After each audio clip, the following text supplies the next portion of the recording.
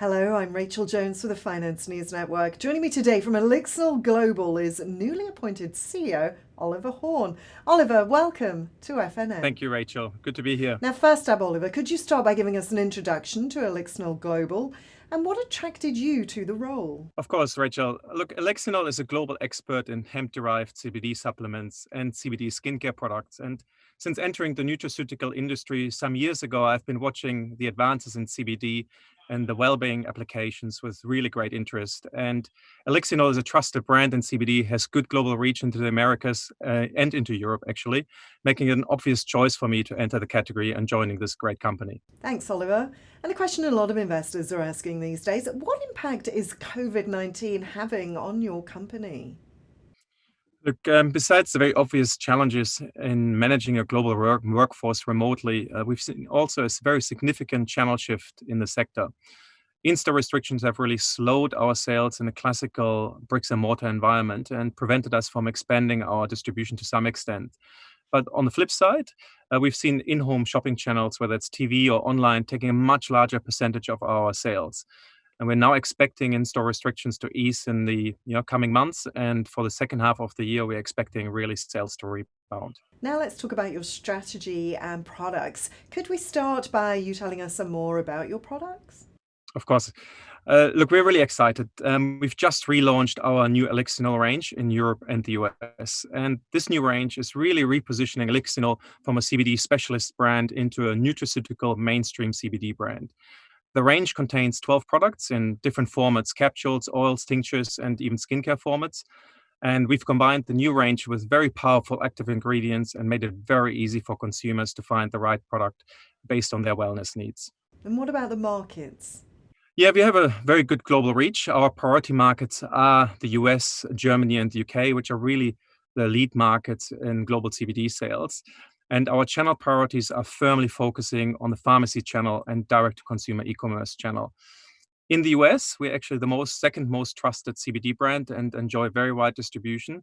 And in Europe, we entered around 2 years ago, invested about $10 million to build our business there, got now a team of 18 on the ground, and we produce, sell, and market through a network of distributors. Excellent. And can you tell us about your product development?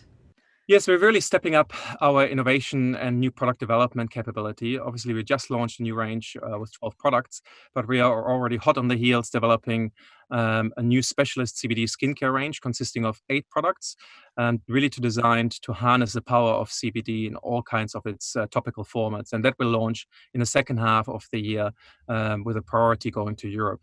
And now let's talk about your financials. Could you provide us with a snapshot? We are at the moment conducting a non-renounceable rights offer to raise up to 11 million Australian dollars to really fund our strategy in creating a global nutraceuticals power brand. The institutional component of this raise has already raised $5.3 million, and the retail component, which is 50% underwritten, is seeking to raise another 5.6 million at 20 cents per share. So that one opens on the 12th of May and closes on the 21st of May. Following that capital raise, we got approximately $20 million in cash in the bank, plus 25 million in sellable inventory and absolutely no debt. So we are really well capitalized to execute on our strategy. Obviously, cash is only one thing. We have to have a really lean operating model, and we'll continue to get leaner and continue to focus on reducing our cash burn.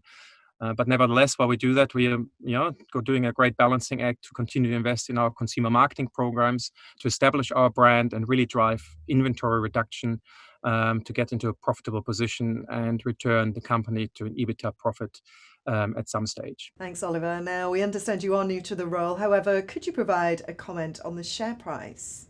Yes.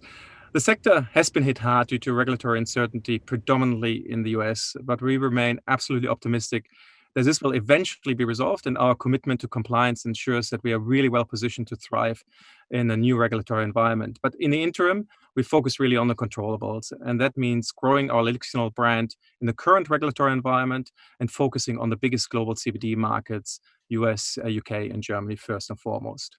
And to the last question now, is there anything else that you'd like to add?